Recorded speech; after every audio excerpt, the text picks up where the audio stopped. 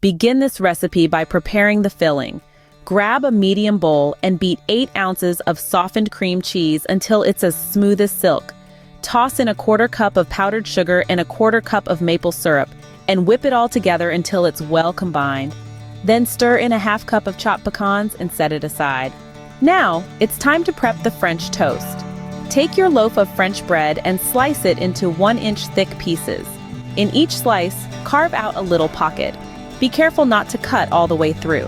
Fill each pocket with a generous dollop of the cream cheese mixture.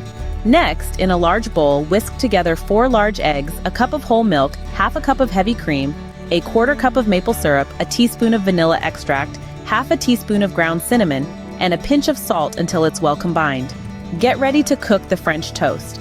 Preheat a large skillet or griddle over medium heat and melt a tablespoon of butter.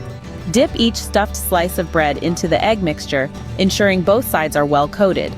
Cook the slices in the preheated skillet for 2 to 3 minutes per side, or until they're golden brown and cooked through. Add more butter to the skillet as needed. And now, the final act, serving. Arrange the French toast on a serving platter. Drizzle it with additional maple syrup and sprinkle with chopped pecans. Just before serving, dust it with powdered sugar. Please let me know in the comments below how this recipe turned out for you. As always, the recipe is in the description. Don't forget to subscribe and help Magnolia Moon reach 1,000 subscribers.